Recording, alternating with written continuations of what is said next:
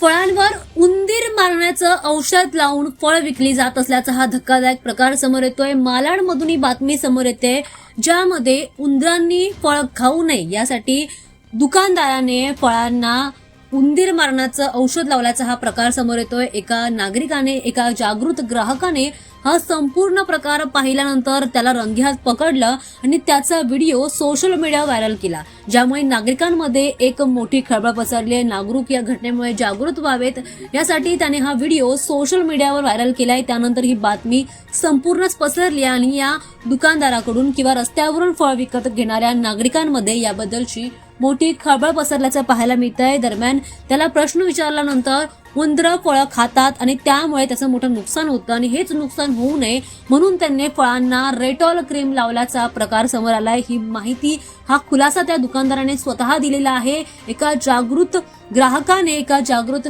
नागरिकाने हे संपूर्ण प्रकार पाहिल्यानंतर त्याचा व्हिडिओ काढला आणि हा सोशल मीडिया व्हायरल केला। हा व्हिडिओ व्हायरल झाल्यानंतर हा प्रकार समोर आलेला आहे। दरम्यान त्यामुळे आता फळ विकत घेणाऱ्या नागरिकांमध्ये मोठी खळबळ पसरल्याचं पाहायला मिळतंय। बऱ्याचदा आपण सर्वच जण रस्त्यावरून फळं विकत घेत असतो। फळं शरीरासाठी जास्त आरोग्यासाठी चांगली असतात, त्यामुळे आपण ही फळं घेत असतो। मात्र याच फळांना जर असं विषारी औषध दिलं जात असेल तर ती फळं आपल्या शरीरासाठी खूपच धोकादायक आहेत। दरम्यान लहान मुलांपासून ते नागरिकांपर्यंत, ज्येष्ठ नागरिकांपर्यंत कोणत्याही आजारामध्ये आपण फळं सतत खात असतो। मात्र अशीच फळं जर खाणार असू तर आपल्या जीवाला मोठा धोका देखील निर्माण होऊ शकतो।